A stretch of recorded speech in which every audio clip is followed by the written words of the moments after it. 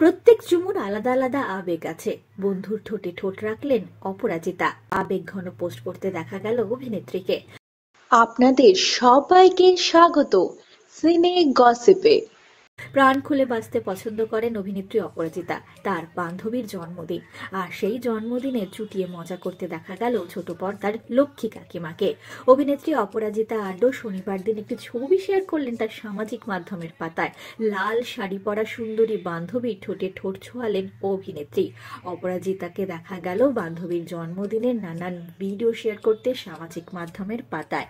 পেশার নৃত্যশিল্পী অপরাজিতার এই বান্ধবীকে প্রায় দেখা যায় অপরাজিতার বিভিন্ন নাচের ভিডিওতে। শুক্রবার ছিল তার সেই বান্ধবীর জন্মদিন, আর সেই জন্মদিনের পার্টির মধ্যমণি ছিলেন অপরাজিতা আড্ডো। কলকাতার একটি ক্লাবে হয়েছিল বার্থডে পার্টি।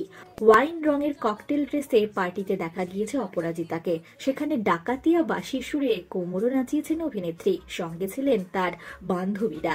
অভিনেত্রীকে দেখা গিয়েছে পার্টিতে জমিয়ে মজা করতে। এবার দেখা গেল বন্ধুর সঙ্গে একটু মজা করে নিতে অভিনেত্রীকে।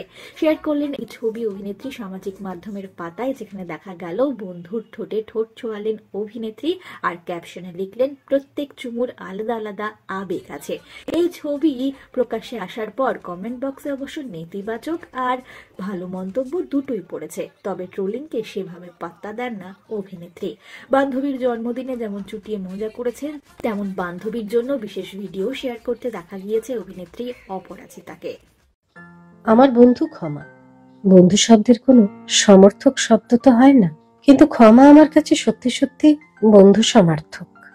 এমন একটা মানুষ যার পিঠে হেলান দিয়ে বুড়ো আঙুল দেখানো যায় সমস্ত দুঃখকে, গাওয়া যায় গান প্রাণ খুলে। কি পাইনি তার হিসাব মেলাতে, মন মোর নহে রাজি। ক্ষমা, তোর জন্যই লিখছি। সত্যি তো কত কিছু পাইনি ছোটবেলা থেকে।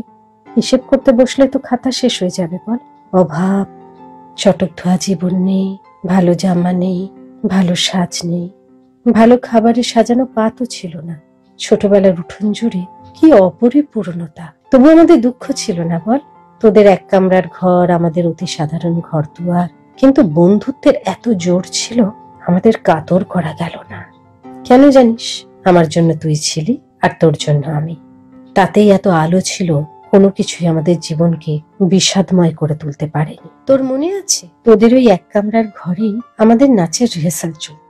তুই বলতিস অপু একটু তাড়াতাড়ি চলে আসবি, যেই না বলা আমিও হাজির। দুই বন্ধু মিলে সব কাজ সেরে নাচের প্র্যাকটিস। তোর বাবা এসে গেলেই যে বন্ধ হবে নাচ, কতবার আমরা শুনেছি বল, কত মানুষের কাছে। কি হবে তোমাদের ধী ধী করে নেচে? ভালো ঘর হবে, ভালো বর হবে। কিন্তু সব বাধা নস্যাৎ করে দিয়ে আমরা শুধু বন্ধুত্বের জোরে পেরিয়ে এসেছি এতগুলো বছর। আজও আমরা একসঙ্গে। আমরা হলাম সিনে গসিপ।